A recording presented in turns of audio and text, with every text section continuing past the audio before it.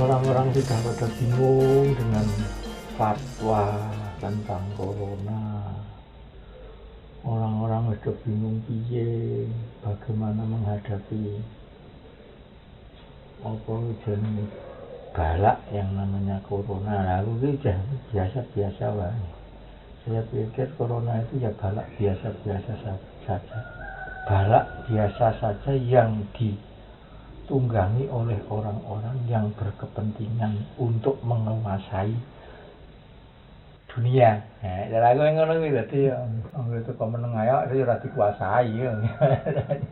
Asal kita itu tetap nak cara bahasanya saya tetap eling dan waspada, kita tidak akan dikuasai oleh siapapun karena kita akan menguasai juga. Minimal kita akan bisa menguasai diri kita sendiri.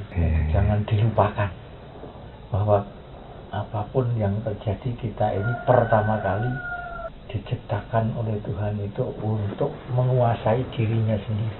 Menguasai diri sendiri pokoknya. Mengatur diri sendiri pertama kali. Nanti kalau kita itu sudah bisa mengatur diri sendiri, saya pikir orang akan ikut aturan-aturan yang kita ikuti.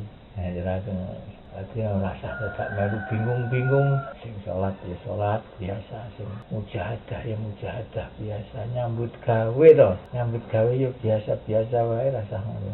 Karena dunia ini memang sudah diserahkan kepada kita. Oke, karena urip sana pada itu di dunia, karena urip ning dunia. Aturan dunia kuwi aja diatur karo dunia gitu. Tapi bari meneh corona ini. Corona itu bukan azab Allah kalau saya. Corona itu tetap cobaan dari Allah. Karena kalau corona itu dianggap azab dari Allah, pasti akan dikumpulkan. Karena sudah mengatakan azab itu pasti akan dikumpulkan. Orang yang baik dan orang yang tidak baik. Jadi kalau ngomong tentang corona ini belum azab. Karena ini belum azab, itu belum datang, saya pikir ini belum yang dikatakan mendekati hari akhir. Karena masih disilahkan orang itu cuma diingatkan untuk bertobat, untuk tambah lebih baik.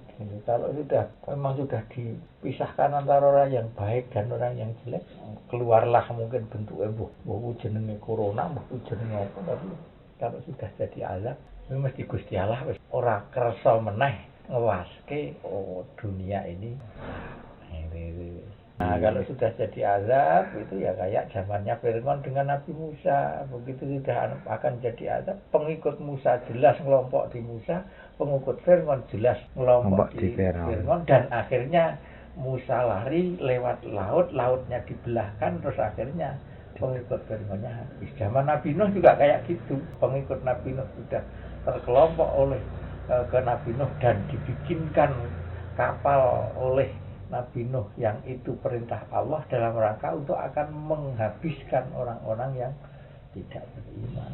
Akhirnya dikelemlah dunia ini, habislah orang-orang yang tidak mengikuti aturan-aturan Allah. Nah kan gitu. Nah ini orang gitu. Karena kalau azab itu kalau datang pasti kena pada yang harus diazabi. Tapi kalau cobaan, semua itu bisa semuanya.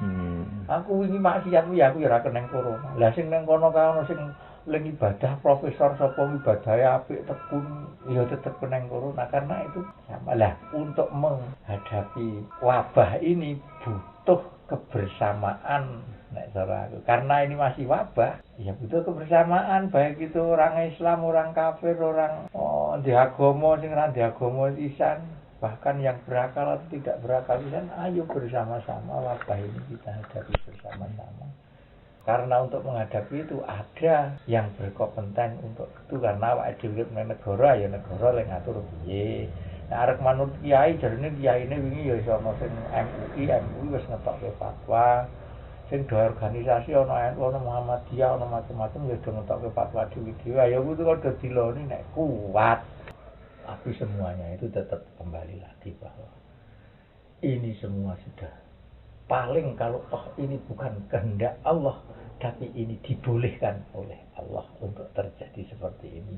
Karena kalau tidak dibolehkan, saya yakin tidak akan terjadi. Nah, karena ini dibolehkan, cara menghadapi, karena ini juga pasti macam-macam. Ini dibolehkan Allah untuk orang yang seperti ini, biar kayak gini. Ini dibolehkan Allah untuk orang yang banyak dosa, biar pada tobat. Ini dibolehkan oleh Allah. Corona ini terjadi bagi orang yang sudah beribadah tapi kurang, biar tambah ibadahnya.